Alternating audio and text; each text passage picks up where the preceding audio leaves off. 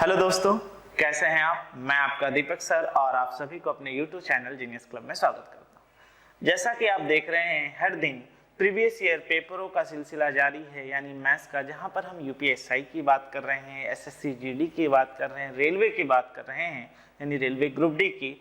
उसी तरीके से सिलसिले को हम आगे रखते हुए एसएससी एमटीएस पे भी बात करेंगे, क्योंकि बहुत सारे हमारे जो छोटे भाई बहन हैं वो डिमांड कर रहे हैं कि सर एमटीएस के पेपर को भी दीजिए। जी बिल्कुल दूंगा, कहीं आप इस चीज को लेकर ना समझे कि सर वो पेपर नहीं करवाएंगे, बिल्कुल करवाऊंगा।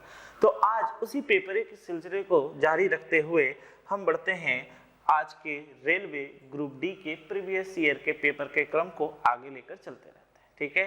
यानी दिल लगा कर पढ़िए और सरकारी नौकरी ले लीजिए। तो बढ़ा जाए आगे, तो देखते हैं कि आज हमने किस शिफ्ट का पेपर लिया है दोस्तों।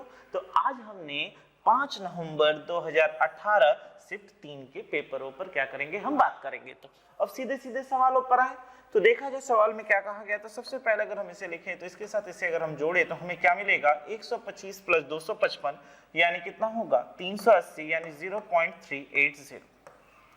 और आपके समझने के लिए मैं इसको ऐसे लिख देता हूं 0.500 माइनस 0.030, यानी दशमलव के बाद हम संख्या के बाद 0 यानी शून्य लगा सकते हैं, प्लस 0.005। अब यहां से बच्चों अगर हम सॉल्व करते हैं तो क्या मिलेगा, 0380 डिवाइडेड बाई 0 कितना मिलेगा, यहां से 505 में से गया यानी कितना 475।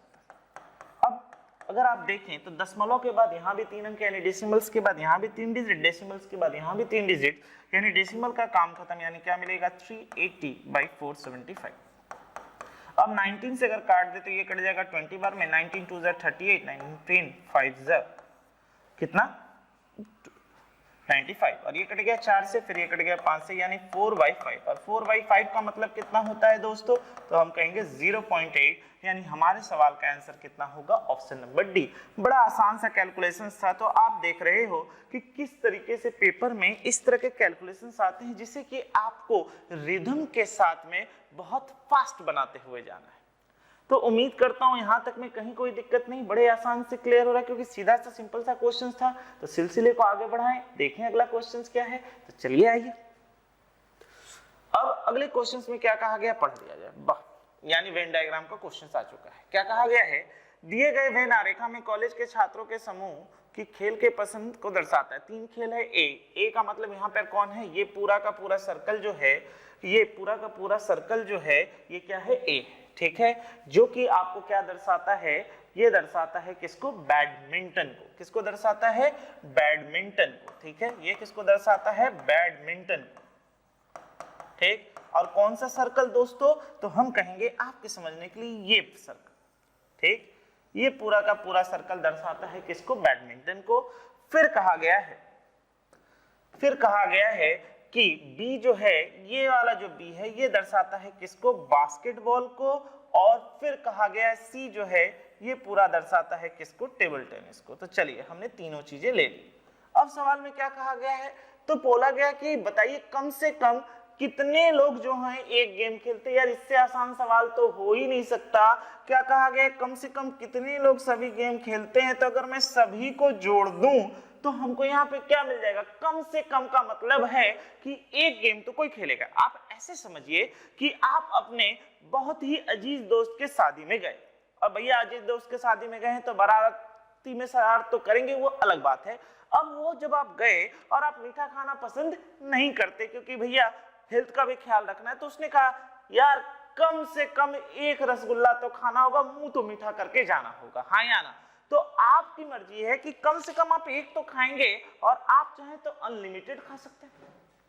कम से कम एक तो खाएंगे और आप चाहें तो अनलिमिटेड खा सकते हैं। तो यहाँ पर भी देखें तो कम से कम जो बच्चा है एक गेम तो खेल रहा है, साथ ही साथ में ज्यादा से ज्यादा कितना खेल पाएगा, 3। तो एटलीस्ट का मतलब कम से कम है। तो हम सीधे सीधे क्या करेंगे, सभी को जोड़ देंगे। तो चलिए जोड़ना शुरू करते हैं। हम यहाँ से ले लेते हैं इस पूरे सर्कल को, बैडमिंटन के सर्कल को ले ले तो कितना हो गया, 13 + 12 25 और 15, यानी यहाँ से हमें कितना मिल रहा है, 40।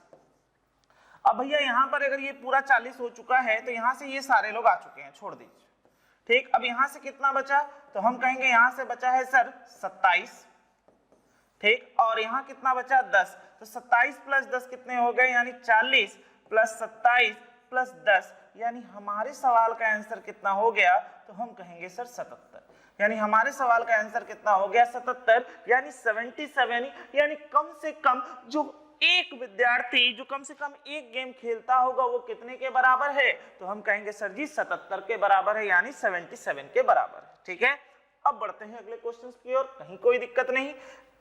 साथ ही साथ में अपने दोस्त की बारात भी याद आ गई कि जबरदस्ती एक रसगुल्ला खाकर आए थे, हाया ना, तो ठीक है चलो बढ़ते हैं आगे। देखें अब अगले क्वेश्चन में क्या कहा गया, पढ़ लीजिए। कहा गया है टॉम की वर्तमान आयु उसकी आयु का 1/3 गुना है जब उसने 10 वर्ष पहले शादी की थी। ठीक है, तो टॉम की वर्तमान आयु, तो देखिए हम इस सवाल को बिना एक्स लिए बना सकते हैं। हम यहाँ से लेते हैं वर्तमान आयु, ठीक है, ये वर्तमान आयु, ये वर्तमान आयु, और यहाँ से हम ले लेते हैं शादी की आयु। ठीक है, अब क्या कहा गया है, टॉम की वर्तमान आयु उसके शादी की आयु का 1 सही 1/3 गुना है। 1 सही 1/3 गुना का मतलब क्या होगा, 4/3। यानी अगर हम मान लें कि शादी के समय उसकी उम्र 1 यूनिट थी, तो आज जो उसकी वर्तमान आयु वो कितना है, 4/3। यानी इसको अगर हम सॉल्व करें तो हम कहेंगे कि टॉम की वर्तमान आयु जो है वो 4 यूनिट है और शादी के समय कितनी यूनिट थी, 3 यूनिट थी। ठीक है, अब कहा गया है कि टॉम की शादी कितने साल पहले हुई थी, 10 साल पहले। यानी टॉम की शादी अगर 10 साल पहले हुई थी तो जो वर्तमान है और शादी के बीच में आयु का जो अंतर है वो कितने यूनिट का है, वर्तमान में जो आयु है वो कितनी यूनिट है, 4 यूनिट, और शादी में जो आयु हुई है वो कितनी यूनिट है, 3 यूनिट। यानी दोनों के बीच कितने का अंतर, 1 का अंतर, तो 1 यूनिट की वैल्यू कितनी, 10। तो आज जो वर्तमान आयु है उसकी वो कितनी साल है, 40 साल। यानी टॉम की जो वर्तमान आयु है कितनी साल है, 40 साल निकल गई। अब कहा गया उसकी बेटी आज की उम्र टॉम की उम्र के 15 साल के बाद 1/11 के बराबर है। तो यानी टॉम की आयु आज कितनी साल है दोस्तों, 40 साल है। तो टॉम की आयु अगर 40 साल होगी तो 15 साल बाद कितनी होगी, तो हम कहेंगे सर जी 55 साल। और 55 साल का क्या कह रहा है कि उसकी पुत्री की आयु 1/11 है। यानी यहाँ से हमने काट दिया तो हमारे सवाल का आंसर कितना आ गया, 5 साल। यानी टॉम की जो पुत्री है उसका आयु कितने साल है, तो हम कहेंगे 5 साल। कहीं एक्स वैक्स लेने के चक्कर में मत पड़िए कि इक्वेशंस बड़ा ले ले या फिर इक्वेशंस को लेकर बनाना पड़े। देखिए जब आयु के सवाल आते हैं तो सबसे आसान होता है आप रेशियो को लेके करें, जहां पे अगर टाइम्स की बात कर दी, गुना की बात कर दे, है ना, क्योंकि अगर आप एक्स के चक्कर में फंसे रहेंगे तो एग्जामों को निकालना बहुत ही मुश्किल होगा, क्योंकि ये आपका बहुत ज्यादा समय खाता है। सही कह रहा हूं, है कि नहीं। यानी अगर आप अपने एक्स को पुरानी यादों में अगर आप हमेशा याद करेंगे तो आपका समय जाएगा, बेचारे डिप्रेशन में चले जाएंगे, ऐसा था वैसा था, हाँ या ना। लेकिन ऐसा नहीं करना, सीधे सीधे जब गुना वाले सवाल आए तो आप उसको कैसे बनाइए, रेशियो में लेकर बनाइए। ठीक है, बढ़ते हैं अगले क्वेश्चन पे, देखते हैं अगला क्वेश्चन क्या है। आइए चलिए, क्या कहा गया है पढ़कर देख लीजिए। तो कहा गया है कि बताइए √75 प्लस √363 बराबर √n, तो x का मान क्या होगा। यहाँ x नहीं होगा, यहाँ पे n होगा। तो पूछा गया है क्या कि बताइए n का मान क्या होगा। ठीक है, तो निकाल लेते हैं। तो √75 को क्या लिख सकते हैं दोस्तों, क्या लिख सकते हैं, तो हम कहेंगे √75 को हम लिख सकते हैं 25 × 3, और 63 को क्या लिख सकते हैं 121 × 3, और यहाँ से अगर हमने लिखा तो यह है √n। ठीक है, अब ये बाहर जाएगा तो यहाँ से क्या मिलेगा 5√3 plus 11√3 is equal to √n। अब यहाँ से हमने सॉल्व किया तो हमें क्या मिलेगा 11 प्लस यानी 16√3 इज इक्वल टू √n। और हम जानते हैं कि जब तक क्या रूट को हटा ना दिया जाए तो n की वैल्यू हम नहीं निकाल सकते, तो हमने यहाँ पे क्या कर दिया स्क्वायरिंग बोथ साइड, यानी √3 का होल स्क्वायर प्लस √n का होल स्क्वायर। तो अब किया तो क्या मिला, 16 का कितना होता है 256 × 3 इज इक्वल टू n।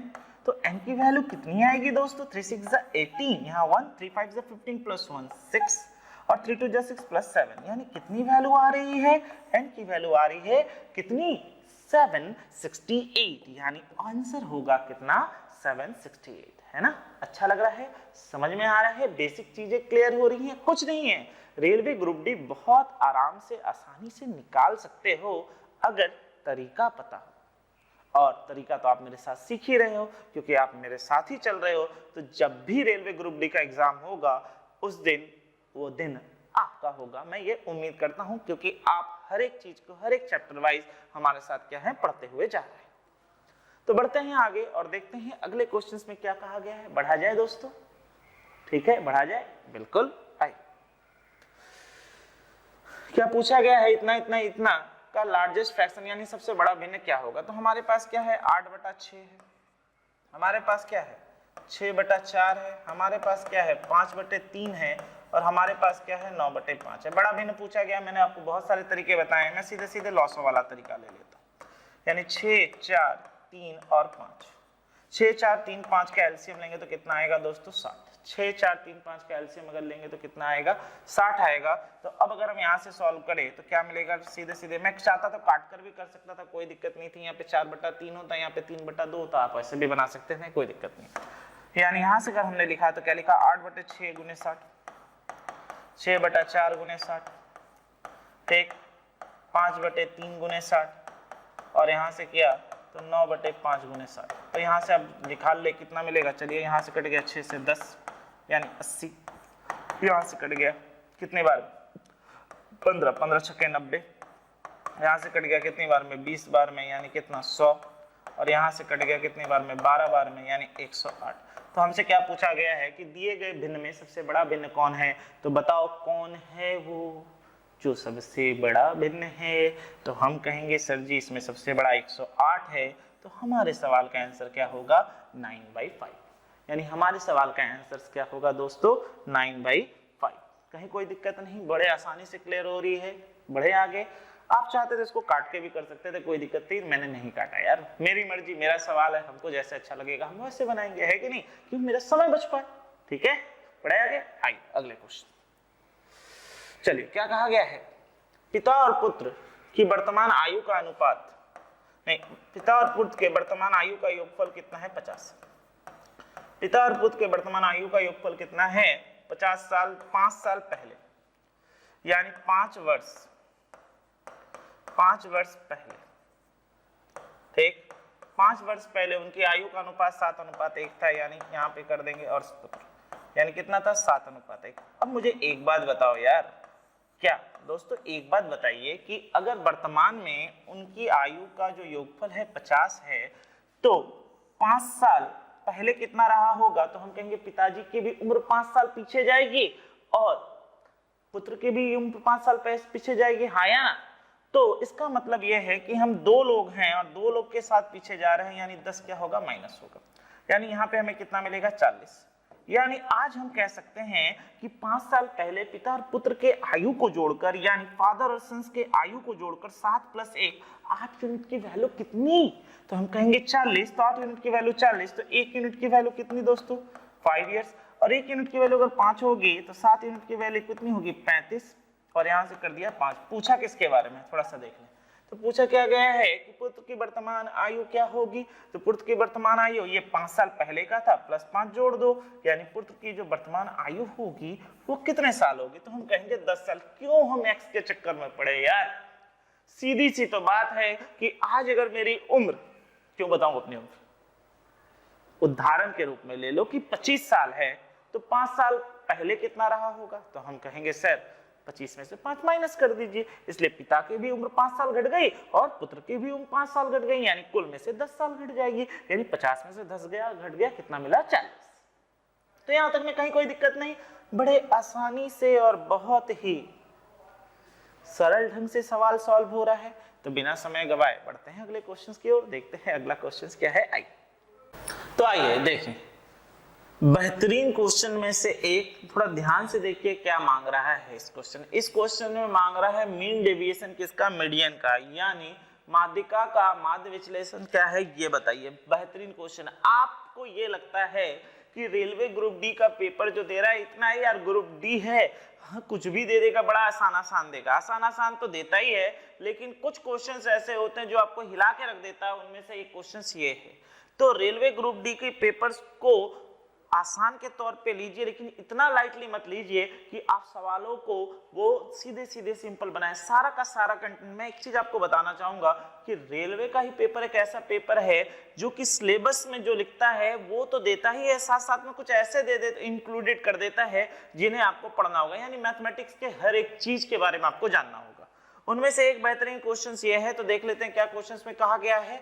तो पूछ रहा है 12 एक बैट्समैन का 12 इनिंग का स्कोर दिया गया है, तो पूछा गया मीन डेविएशन क्या है मीडियन से। सबसे पहले काम करते हैं, पहले हम लोग सजा लेते हैं, और सजाएंगे कैसे, छोटे से बड़े में। तो चलिए सजाना शुरू करते हैं। सबसे छोटा है कौन, और उसे काटते हुए चले जाएंगे। इनमें से सबसे छोटा है कौन, तो सबसे छोटा दिख रहा है हमें कौन है, 34, ठीक है, यानी इसे काट दिया। इसके बाद सबसे छोटा है कौन, तो दिख रहा है 38, चलिए लिख दिया। इसके बाद सबसे छोटा है कौन, यानी 38। इसके बाद सबसे छोटा है कौन, तो हमें दिख रहा है इसके बाद सबसे छोटा है 42, चलिए लिख दिया। और 42 के बाद सबसे छोटा है कौन, 44, चलिए लिख दिया। इसके बाद सबसे छोटा है कौन, 44 भी कट गया। इसके बाद सबसे छोटा है कौन, 46, चलिए लिख दिया। और इसके बाद फिर कौन है, 48, लिख दिया। इसके बाद कौन है, 48 भी हो चुका है। 48 के बाद सबसे छोटा है कौन, तो हम कहेंगे 54, चलिए लिख दिया। 54 के बाद सबसे छोटा है कौन, तो 55, चलिए लिख दिया। 55 के बाद सबसे छोटा है कौन, कौन है, 55 के बाद सबसे छोटा है 63, चलिए लिख दिया। 63 के बाद सबसे छोटा है कौन, तो हम कहेंगे 70, चलिए लिख दिया। 70 के बाद सबसे छोटा है कौन, 76, चलिए लिख दिया। और 76 के बाद सबसे छोटा कौन है, 80। तो जोड़ के देख लेते हैं कितने, 1 2 3 4 5 6 7 8 9 3 12, ठीक है। अब सबसे पहले अगर मीन डेविएशन निकालना है मीडियन का, तो सबसे पहले हमको मीडियन जानना होगा। तो चलिए मीडियन जानते हैं। हमको पता है n की वैल्यू कितनी है, 12, तो सीधे सीधे मीडियन बैठा देते। क्या होगा मीडियन, क्योंकि इवन है यानी सम है, तो मीडियन क्या होता है, n/2 2th term, n/2th term plus n/2 plus 1 term divided by क्या, 2, यानी यहां से अगर हम करेंगे तो क्या मिलेगा, 6 टर्म प्लस यहां से करेंगे तो हमें क्या मिलेगा, 7 टर्म, और इसके बाद क्या मिलेगा, बाई 2। यानी यहां से हमने सॉल्व किया तो क्या मिला, 6 टर्म का मतलब 1 2 3 4 5 6 में कौन आ रहा है, 48, यानी 48 प्लस 54 डिवाइडेड बाई 2, यानी यहां से करेंगे तो क्या मिलेगा, 102/2, यानी हमारे सवाल का आंसर मीडियन में कितना हो गया, 51, ठीक है। मीन डेविएशंस का मतलब क्या होता है, मीन डेविएशंस का मतलब होता है जो आपका मीडियन आया है उनसे इन नंबरों का अंतर कितना है, अंतर जो भी हो सभी को जोड़कर हम क्या करेंगे, जितने कुल आए हुए नंबर हैं उनसे क्या दे देंगे, भाग दे देंगे। तो आइए पहले अंतर निकाल लेते हैं। यहाँ पर होगा 51, यानी इन दोनों के बीच अंतर कितने का, 17, ठीक, इन दोनों के बीच अंतर कितने का, 17 का। फिर अगर हम यहाँ से करते हैं 51, तो इनके बीच अंतर कितने का, 13। फिर करते हैं 51, तो इनके बीच अंतर कितने का, 9, ठीक। यहाँ से 51 करते हैं तो इनके बीच अंतर कितने का, 6। यहाँ से 51 करते हैं तो इनके बीच अंतर कितने का, 5। यहाँ से करते हैं 51 तो अंतर कितने का, 3। यहाँ से 51 करेंगे तो अंतर कितने का, 3। यहाँ से 51 करेंगे तो अंतर कितने का, 4। यहाँ से 51 करेंगे तो अंतर कितने का, 12, ठीक। यहाँ से 51 करेंगे तो अंतर कितने का, 19।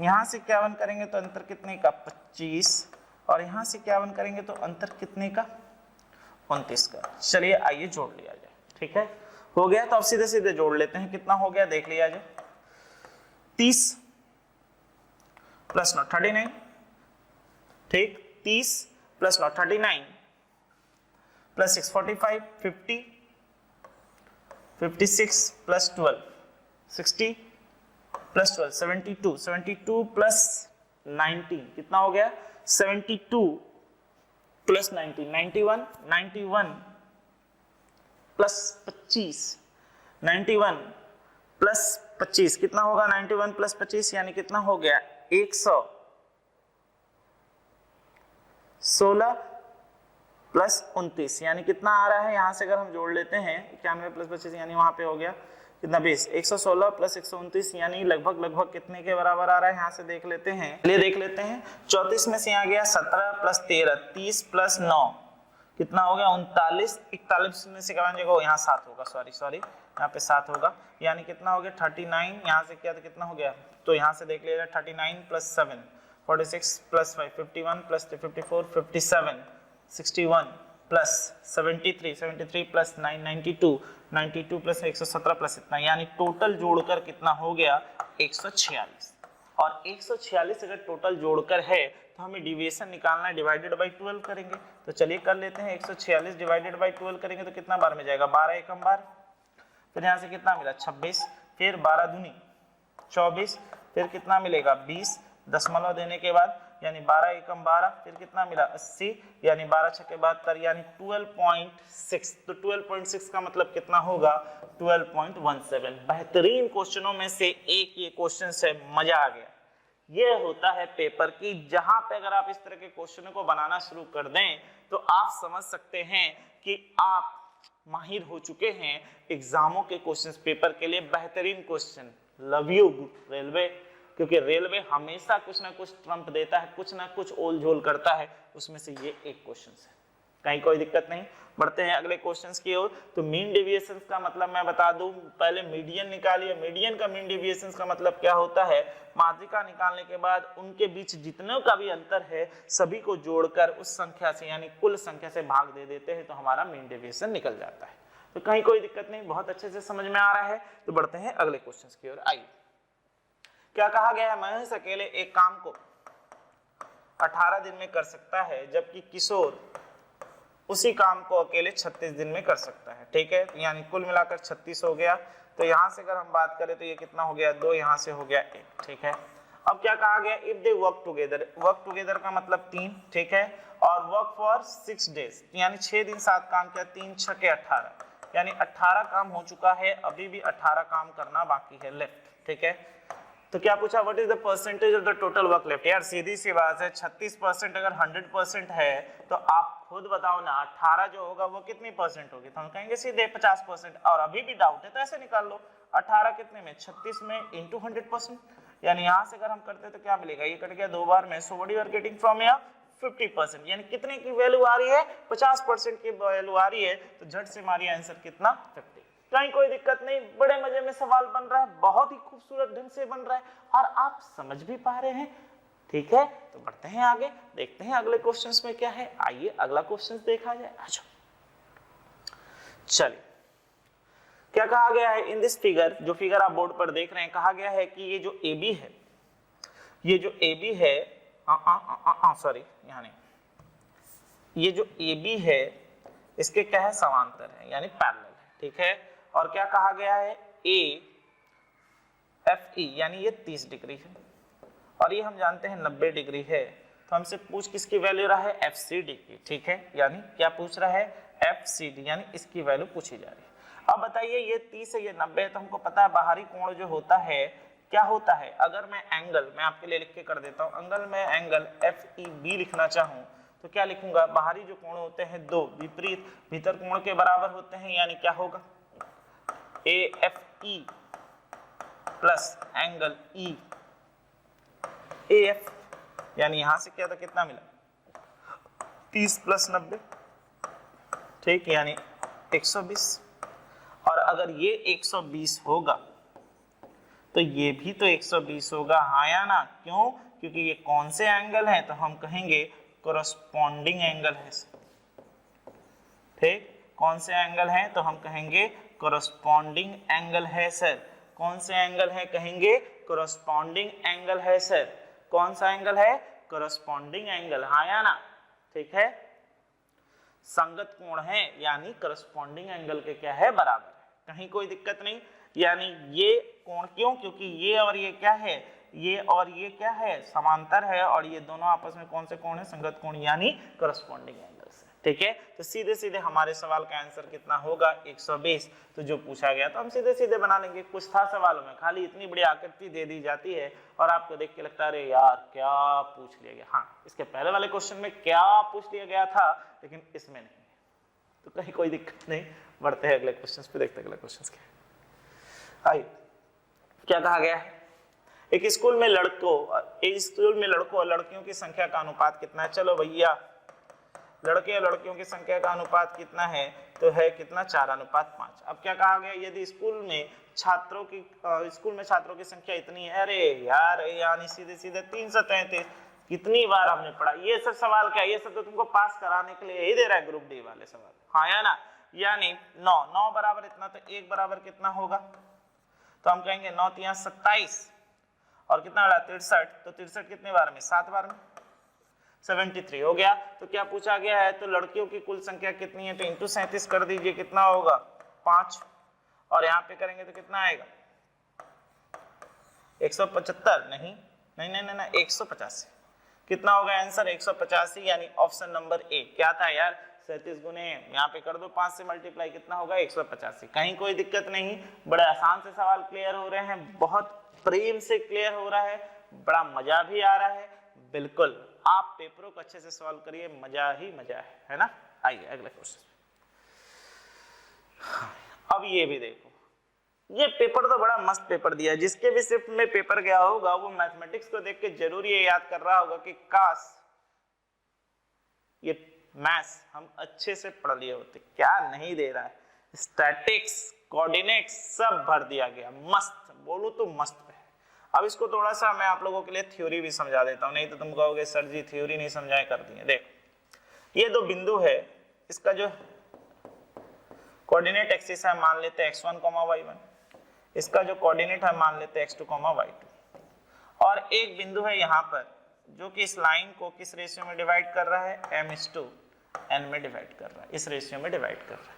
तो अब इस बिंदु की x एक्सिस निकालने का फॉर्मूला होता है, इस बिंदु की x एक्सिस निकालने का फॉर्मूला होता है m × x2 plus n × x1 divided by m + n, ठीक, इंटरनली जब करते हैं, ठीक है। और y एक्सिस इसकी होगी कितनी, तो y एक्सिस अगर हम इसका निकाले तो क्या होगी y एक्सिस, फिर सेम लॉजिक, क्या m × y2 plus n × y1 whole divided by m + n, ये सब याद रखिएगा, ठीक है। अब आपके सवाल में क्या क्या दिया गया पढ़ लेते हैं। द कोऑर्डिनेट ज्योमेट्री यहाँ पर है कितना है -7, 6, ठीक है। यहाँ पर कितना है 5, 0, और ये डिवाइड करे किस रेशियो में 1:3। तो चलिए निकाल लेते हैं। तो हमारे पॉइंट का x एक्सिस निकाल लेते हैं, तो क्या मिलेगा 1 × 5, ठीक, 1 × 5 -21/4 यानी -16/4, यानी कितना आएगा -4, ये आ गया, ठीक, -4। अब y की बात कर लेते हैं। y में क्या मिलेगा 1 × 0, 0 प्लस 18 होल डिवाइडेड बाई 4 यानी 4.5। तो हमारा जो कोऑर्डिनेट आ रहा है वो कितने के बराबर आ रहा है, -4, 4.5 कहीं पे है, बिल्कुल है, यानी ऑप्शन नंबर हम कितना मारेंगे बी। तो कहीं कोई दिक्कत नहीं, बहुत ही आसान तरीके से आप सवालों को सॉल्व कर रहे हैं। और अगर बहुत सारे थ्योरी आपकी पढ़ी हुई नहीं है तो सबसे अच्छी बात यह है कि मैं आपको थ्योरी के साथ पढ़ा रहा हूं, क्वेश्चन तो सॉल्व हो ही रहा है, साथ में हम थ्योरी के साथ भी पढ़ते हुए जा रहे हैं कि जिन चीजों के बारे में हमने अभी तक नहीं जाना था आप हमारे वीडियो के माध्यम से, यानी आपके अपने दीपक सर के माध्यम से उन चीजों को भी जान रहे हैं और सीख रहे हैं कि हाँ इस तरह के क्वेश्चंस भी क्या हो सकते हैं, एग्जामों में आ सकता है, ठीक है। तो बढ़ा जाए दोस्तों अगले क्वेश्चंस की और। बड़ा मस्त पेपर दिया है भाई, कुछ भी बोलो या ना बोलो, मजा आ गया, ठीक। बढ़ते हैं आगे, देखते हैं अगला क्वेश्चंस क्या कहा गया, पढ़ लेते हैं। The ratio of 2 number is, यानी पहला और दूसरा का जो रेशियो है वो कितना है, the ratio of 2 number is कितना है 7,11, ठीक है, 7 और 11, ठीक है। और उनका एचसीएफ कितना है 8 है, ठीक है। रेशियो ऑफ 2 नंबर इज इतना है और उसके एचसीएफ 8 है, तो what is the LCM of that number. सबसे पहली चीज देखिए और ध्यान से समझिए कि देखिए ये भी कौन सी संख्या, अभाज्य संख्या प्राइम नंबर है, और यहाँ पर ये भी जो फैक्टर है वो प्राइम नंबर है। तो एलसीएम जब हम करेंगे तो हमको पता है एचसीएफ तो आएगा ही, साथ में इन दोनों नंबर का रेशियो भी चला आएगा, यानी क्या होगा 7 × 11। एकदम सिंपल सा बनाओ यार, कुछ मत लगाओ, क्योंकि 8 तो आना है ही, साथ में ये भी प्राइम है ये भी प्राइम है, यानी आपका 7 भी आएगा 11 भी आएगा, यानी कितना होगा 8 × 77। तो 7 8 जब 56, यहाँ 5 और 7 8 जब 56 + 5, यानी आंसर कितना हो गया 616। सीधे आंसर मारिए, कुछ मत लगाने जाइए, एकदम सीधा सीधा सरल बनाइए, क्योंकि आप जानते हैं लॉसॉ का मतलब क्या है, मौसौ तो आएगा, साथ में इसके 2 गुणनखंड भी आएंगे जो दिए गए हैं 7 और 11। तो उम्मीद कर रहा हूं कि अब जो आप पढ़ रहे हैं, मेरे साथ पढ़ रहे हैं, उंगलियों पर सवाल बन रहे होंगे, उंगलियों पे नहीं ब्रेन से बनता है, और आप दिमाग लगाकर ही सवाल बना रहे हैं और फिर अपनी उंगलियों को क्या कर रहे हैं, नचा रहे हैं। ठीक है, कहीं कोई दिक्कत नहीं, मजा आ रहा है, बिल्कुल मजा आ रहा है भैया, जिसको ये पेपर मिला है बम बम पेपर है। चलो अगले क्वेश्चंस की ओर बढ़े। देख रहे हो क्वेश्चंस कहां से क्या क्या कर रहा है, तो चलो आ जाओ देखें। हमारे सवाल में क्या कहा गया है, 6 बच्चों का क्या कहा गया है, 6 बच्चों का जो है क्या है कुल मीन, यानी एवरेज है कितना 17.6। तो चलो निकाल लेते हैं, इंटू 6, तो यहां से कर लिया तो कितना हो गया 30, यहाँ पे 0, 17 छक्के कितना होता है, चलो बताओ कितना होता है 17 छक्के, 102 + 2 यानी कितना होगा 105। हाय हाय हाय हाय, ऑप्शन ही नहीं दिया है, चलो कोई बात नहीं, ऑप्शंस नहीं दिया, हम लोग सवाल बना लेते, दिक्कत नहीं है, आइए। ठीक है, टाइपिस्ट भी बड़ा कमाल करता है, क्या करोगे भैया, इंसान है, गलती तो हो ही सकती है कि नहीं। तो चलिए उनकी भूल को क्षमा करिए, उन्होंने ऑप्शंस नहीं दिया है, लेकिन हमें ऑप्शंस की जरूरत नहीं, हमें तो तरीके सीखने से मतलब है, आया ना।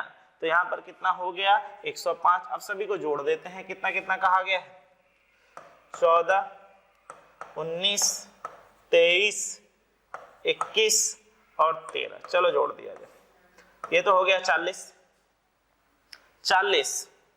ठीक, ये तो हो गया 40 और यहाँ से हो गया कितना 36, 40 और 36 कितने हो गए 40 और 36 कितने हो गए 76, 76 + 10 यानी 90, यानी यहाँ से कितना हो रहा है 90। तो 105 में से यार घटा दो ना, सीधी सी बात है, कितना आंसर आ गया 15। क्या दरकार है उतना करने का, कितना केजी होगा, that is equal to 15 KG. ठीक है, कहीं ऑप्शंस में नहीं है, जिस ऑप्शन में करे उस ऑप्शन में लिख दो कितना केजी 15 केजी।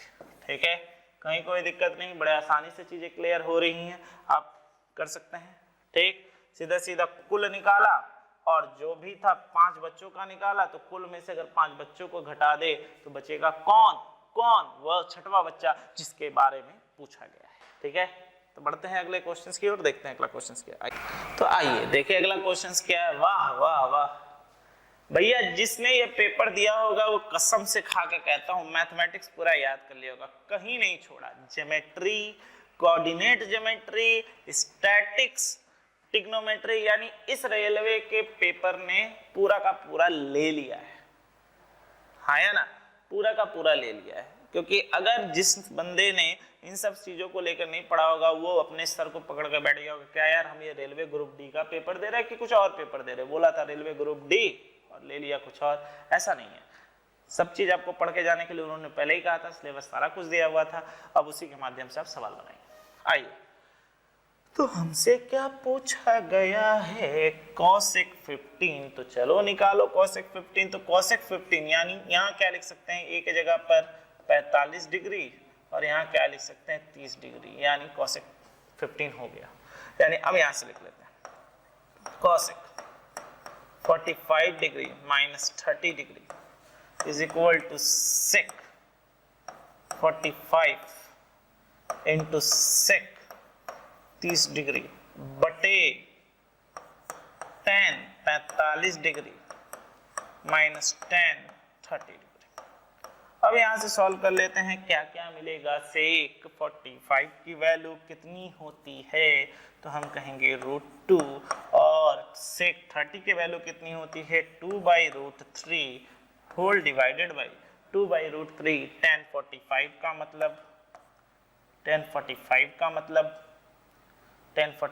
का मतलब 1 माइनस 1/√3, यानी 2√2/√3 बटे √3 माइनस 1 बाई √3, ये कट गया, यानी आंसर कितना 2√2 बाई √3 माइनस 1 कहीं पर है? हाय रामा, आंसर नहीं है। इसका मतलब क्या कि ये जो नीचे वाला जो √3 माइनस 1 है उसको क्या करना होगा? रैशनलाइजेशन करना होगा, यानी परमेकरण करना होगा। और अगर आप परमेकरण करना नहीं जानते तो मेरे परमेकरण यानी रैशनलाइजेशन वाले वीडियो जरूर से देखें। परमेकरण करना क्या सिखाना शुरू कर दो, ये मेरी गारंटी है, ठीक है? तो देखो, तो 2√2 by √3 minus 1 into √3 plus 1 by √3 plus 1, यानी यहां से अगर हम करेंगे तो क्या मिलेगा? 2√2 बाई √3 प्लस 1 बाई 2, 2 से 2 कैंसिल, यानी √6 प्लस √2, यानी आंसर कितना आ रहा है? √6 प्लस √2 कहीं पर है भैया, झट से आंसर मार दो। वाह वाह राम जी, क्या सवाल दिया भैया। ये पेपर जिसने भी दिया होगा एकदम रेलवे को ऐसे करके प्रणाम करो। क्या पेपर दिए हैं सर, कोऑर्डिनेट ज्योमेट्री, ट्रिग्नोमेट्री, सारा का सारा कुछ इसी में निचोड़ दिया। हम ही से कुल दुश्मनी था क्या? हम ही को मिला था कि हमको रेलवे में नौकरी नहीं देना है? ऐसा नहीं है, आप पढ़ेंगे तो जरूर मिलेगा, ठीक है? बढ़ते हैं अगले क्वेश्चंस की ओर और देखते हैं अगले क्वेश्चंस में क्या है, बिना समय गवाए। आइए, क्या कहा गया है? 2 अंकों के एक संख्या के अंकों का योग 9 है। तो सबसे पहले यार यही देख लो, सवाल बनाने की जरूरत ही नहीं पड़ेगी। 2 संख्याओं में से दोनों संख्याओं 2 अंकों की एक संख्या के अंकों का योग 9 है। इसमें 9 है, नहीं है, इसमें 9 है, नहीं है, इसमें 9 है, नहीं है, तो सीधे आंसर हो गया। हमको पूरा सवाल पढ़ने का जरूरत ही नहीं। अब जब ऐसे सवाल देखते तो क्या लगता है कि हाँ, रेलवे जो एग्जाम ले रहा है हमको सिलेक्शंस के लिए ले रहा है, हाँ या ना? कुछ था सवाल में, बाकी हम पूरा सवाल पढ़ने जाए क्यों? हमसे कहा गया 2 अंकों की संख्या को जोड़कर कितना होना चाहिए? 9, तो ये 9 हो रहा है, सीधे सीधे आंसर, यानी आंसर क्या होगा? 18, ठीक? यानी हम ऑप्शंस के थ्रू से मार सकते हैं, लेकिन आप तो भाई संतुष्ट नहीं होंगे, क्योंकि जब तक दीपक सर पूरा प्रोसेस से ना बताए तब तक तो आप तो संतुष्ट नहीं होंगे। तो आइए पहले हम सवाल को पूरे के पूरे प्रणाली से भी बनाकर देखते हैं। तो हम मान लेते हैं 2 अंकों की संख्या क्या है? xy, तो इसको क्या लिख सकते हैं? 10x प्लस y लिख सकते हैं, ठीक? सबसे पहले क्वेश्चन में क्या कहा गया है कि सम ऑफ द डिजिट्स, यानी दोनों अंकों को जोड़कर x प्लस y जोड़कर कितना है? 9 है, ठीक है? चलो भैया ले लिया। तो sum of the digit of the is 9, ठीक है? The 9 times of this number, यानी 9 गुना इस नंबर का, 9 गुना इस नंबर का। देखो ऑप्शंस के थ्रू तो हमने 1 सेकंड में सवाल सॉल्व कर लिया, अब थोड़ा सा लिख के कर लिया जाए। 9 गुना इस नंबर का ट्वाइस है, यानी डबल है, ठीक? जब नंबर को पलट दिया जाता है। नंबर को पलटने का मतलब क्या होता है? yx, यानी ये क्या हो जाएगा? 10y प्लस x, यानी यहां से क्या लिखेंगे? 10y plus x। अब आइए सॉल्व कर लेते हैं। तो यहां से कितना मिला? 90x, झूठ का हमसे करवा रहे हो, चलो कर ही देते हैं, इज इक्वल टू इतना 20y प्लस 2x, ठीक है? अब यहां से करेंगे तो कितना आएगा प्रभु? 88x, और इधर ले जाओ 11y, उड़ा दो 8 से, तो 8x minus y is equal to 0। तो चलो यहाँ लिख लेते हैं, तो क्या मिला? 8x minus y is equal to 0। तो यहाँ से ये गया, यानी 9x इज इक्वल टू 9, यानी x की वैल्यू कितनी? 1, और अगर x की वैल्यू 1 होगी तो y की वैल्यू कितनी? 8, यानी नंबर कितना हो गया? 18। तो मैंने कहीं तुम्हें धोखा नहीं दिया, इसमें तेरा कोई घाटा नहीं। ऑप्शंस के थ्रू 1 सेकंड में सवाल खत्म, और ये हो गया हमारा प्रोसेस कि किस तरीके से प्रोसेस से सवाल बनाते हैं, कि अगर इस तरह के सवाल ना आके कोई दूसरा सवाल आ जाए तो आप उसको भी हल करें। तो देखो पेपर देखने से एक चीज तो क्लियर हो रहा है, पेपर तो हमारा सॉल्व हो रहा है, साथ ही साथ में क्या हो रहा है? हमारे जो चीजों के बारे में हमें नॉलेज नहीं था वो भी चीजें क्या हो रही है? क्लियर हो रही है। तो बढ़ते हैं अगले क्वेश्चन की ओर और देखते हैं अगला क्वेश्चन क्या है। आइए, फिर क्या कहा गया है? The LCM of 2 number is इतना एंड देयर प्रोडक्ट इज इतना। The LCM of this 2 number is, ठीक है, द एलसीएम ऑफ 2 नंबर इतना है और प्रोडक्ट इतना। तो भैया हमको तो पता ही है, first number into second number is equal to HCF into LCM. तो हमको क्या चाहिए? एलसीएम। तो प्रोडक्ट मतलब इन दोनों का गुणनफल, इन दोनों का गुणनफल कितना है? 290400 भागे एचसीएफ। और हमारे पास मौसक कितना है रे, तो हम कहेंगे 110। ठीक, आप ये मत समझिए रे मैं आपको कह रहा हूँ, मैं थोड़ा सा राजेश खन्ना का बहुत ज्यादा ही फैन हूँ, इसीलिए आपने वो सुना है ना, आई हेट पियर्स पुष्पा, वो है। ठीक है, यानी अब यहाँ से अगर हम सॉल्व करें तो क्या मिलेगा, 0 से 0 कटिस, ये काट दीजिए 2 बार में, 70 6 बार में, फिर 4 0, यानी कितना आ रहा है 2640 है। कहीं पे मारा झट से आंसर, कहीं मत सोचो क्या है नहीं है, तो कहीं कोई दिक्कत नहीं, सवाल बड़े आसान आसान भी हैं और सवाल में बड़ा ट्विस्ट भी है। ठीक है, तो बढ़ते हैं अगले क्वेश्चंस की ओर, देखते हैं अगले क्वेश्चंस पे क्या आएगा। कितना रुलाएगा, मजा आ रहा है इस पेपर को करके, कसम से कह रहा हूं मजा आ रहा है। और जिस बच्चे ने भी जिस शिफ्ट में ये वाला पेपर दिया, यानी इस शिफ्ट में, वो कसम से मैथमेटिक्स को तो जरूर याद करेगा। ठीक है, अब सवाल पढ़ लेते हैं। क्या कहा गया है कि एक दीवार है जिसको इतने इतने इतने टाइल से कवर करनी है। तो सबसे पहले दीवार है, तो दीवार का एरिया कितना होगा, 8.84 मीटर इंटू 3.13 मीटर। अब उससे कवर करना है टाइल्स से, तो यहाँ पे नंबर ऑफ टाइल्स निकल जाएगा।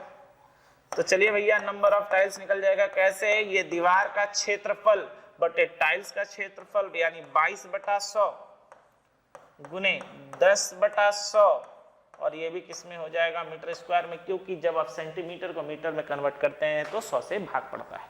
तो आप देखोगे ये 0 0 कट गया, यहाँ से क्या मिला, तो यहाँ से देखोगे 484, ठीक, बटा 100, आपके लिए करना हूं बटा 10 बटे 22/100 गुने 1/10, 0 से 0 कैंसिल, 100 से 100 कैंसिल, ये 22 का वर्ग है, लिख दिया। चलिए, तो यहाँ से क्या, तो कितना मिला दोस्तों, 22 से कम 22, हाथ में बचा 2, 22 या 66, 66 प्लस 2 यानी कितना हो गया, इतने टाइल्स लगेंगे, कितने, 682 टाइल्स। अब हर एक टाइल्स का दाम कितना है, 1.5 रुपया। तो अब यार करने की भी जरूरत क्या है, 1.5 रुपया का मतलब 682 तो होगा ही, हाँ या ना। 1.5 रुपया का मतलब क्या लिख सकते हैं, 1 + 0.50, अब इसका आधा ले लो, रुपीस 314, यानी कितना हो गया 12, यहाँ कितना हो गया 4, और यहाँ यानी कितना रुपया लगेगा, 10,000 नहीं 1042 रुपया कहीं नहीं है। क्या बात है,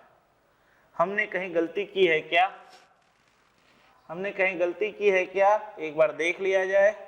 82 था, हाँ यहाँ पे 80 में हमने गलती की है। क्या गलती की है, यहाँ पर कितना था, ₹682, और फिर उसका आधा करेंगे तो कितना होगा 341, यानी 3 2 1, यानी कितना आ रहा है 1023 रुपए, यानी ऑप्शन नंबर बी। कहीं कोई दिक्कत नहीं, इमोशंस में ज्यादा बह गया था, 682 को 628 लिख दिया, कहीं कोई दिक्कत नहीं, बड़ा आसान है। अब बढ़ते हैं अगले क्वेश्चंस की ओर और देखते हैं अगला क्वेश्चंस क्या है। कसम से यार ये पेपर नहीं बवंडर है। लो, अब एपी सीरीज भी चलाया, कहीं नहीं छोड़ रहा, बख्शा नहीं है इस पेपर ने कहीं नहीं बख्शा है, कहीं नहीं। इतना कठिन पेपर रेलवे ग्रुप डी में सच में रुला रहा है, लेकिन आपको रोना नहीं है क्योंकि दीपक सर आपके साथ हैं और आप इन चीजों को पढ़ते हुए आ रहे हैं। आइए, सम ऑफ द एपी टर्म्स का फॉर्मूला क्या होता है, n/a = n/2/2a plus n-1 into D. अगर याद नहीं है तो याद कर लीजिए, n का मतलब क्या, कुल पद, ठीक, a का मतलब पहला पद, ठीक, और इसका मतलब अंतर, कॉमन डिफरेंस, ठीक। तो चलिए, हमारे सवाल में पहला n का वैल्यू कितना है 20, पहला टर्म कितना है 17, और d का मतलब आपस में अंतर कितना 22 - 5, सॉरी 22 - 17 यानी कितना 5। तो चलो बैठा लेते हैं। तो हमसे क्या कहा गया है, S20, 20 का मतलब कितना होगा 20/2 × 17 प्लस 20 - 1 × 5, यानी यहाँ से किया 10/34 प्लस 95, 34 प्लस 95, तो यहाँ से किया तो कितना मिलेगा 9, 1290। आंसर कितना आ रहा है 1290, यानी ऑप्शन नंबर डी। आहा आहा क्या प्रश्न पेपर है, बहुत मजा आ रहा है सच में, ठीक है, कहीं कोई दिक्कत नहीं। पूरा का पूरा ये पेपर ने ले लिया है, जिस स्टूडेंट ने एग्जाम दिया होगा, कहीं नहीं छोड़ा है, ठीक है। बड़े अगले क्वेश्चंस की ओर देखते हैं। अगला क्वेश्चन, चलिए आइए, क्या कहा गया है, if 10 is reduced from the 5 times of A number. तो चलो भैया कर लेते हैं। अगर 10 रिड्यूस किया जाए किसी 5 गुने नंबर को करने के बाद, 10 is reduced from the 5 times of A number कर दिया, इज इक्वल है, when 8 जोड़ दिया जाए 4 टाइम्स ऑफ नंबर पे, तो क्या है यार, फिर 5x minus 4x is equal to 8 plus 10, यानी x की वैल्यू कितनी, 18। क्या बात है, यानी आंसर कितना, 18। हो गया सवाल, पलक झपकते है ना। चलो अगले क्वेश्चंस की ओर बढ़ते हैं, देखते हैं अगला क्वेश्चंस क्या है। फाइंड द एचसीएफ, किसका किसका एचसीएफ, 7/9 का मौसा, 14/15 और 7/10। तो आप जानते हैं कि मैं आपके लिए सब कुछ लिखकर करता हूं, तो चलिए आपके लिए लिखकर ही बनाऊंगा। तो मौसा इक्वल टू 7,7 का क्या मौसा, क्या मौसा है ना, और 9,15,10 का लॉस। तो 7, 14, 7 का क्या होगी, 7, यानी मौसा मतलब वो बड़ी से बड़ी संख्या जो सबको उड़ा दे, और लॉस मतलब वो छोटी से छोटी संख्या जो सबसे कटे। तो उत्तर क्या होगा, 7/90 कहीं है, 7/90, 7/90, ऑप्शन नंबर डी। तो चीजें क्लियर हैं, कहीं कोई दोस्तों कहीं कोई दिक्कत नहीं, बड़ा मजा आया ये पेपर करने में, एकदम ढंग से देख लीजिए, समझने में कहीं कोई दिक्कत नहीं होनी चाहिए, और उम्मीद करता हूं दिक्कत है भी नहीं, ठीक है। तो बस आज हम इस पेपर को यहीं तक सॉल्व करेंगे, और उम्मीद करता हूं आपने इस पेपर को देखकर एक चीज तो समझ लिया है कि आने वाली राह कठिन है, बिल्कुल कठिन है, लेकिन अगर हम और आप दोनों का साथ हो तो कहीं भी आपको दिक्कत नहीं होगी। देखिए, हो सकता है कि आप वीडियोस जब देख रहे हैं तो ऐसा लगता हो कि यार इतना लॉन्ग वीडियो क्यों है। अगर आज समय नहीं दोगे, देखो दो चीजें होती हैं, आज जिंदगी आपको समय दे रहा है, आप अपनी जिंदगी को बदल लें, बाद में आपके पास समय नहीं रहेगा अपनी जिंदगी को बदलने के लिए। तो बस यही कहने के साथ आज हम यहीं पे अपना वीडियो समाप्त करते हैं। आप सभी हमें अपना प्यार दें, शेयर करें और हमारे चैनल को सब्सक्राइब करना ना भूलें, और अगर आपने बेल आइकन को नहीं दबा है जिससे नोटिफिकेशन शुरू हो जाती है तो उसे भी ज़रूर दबा लें।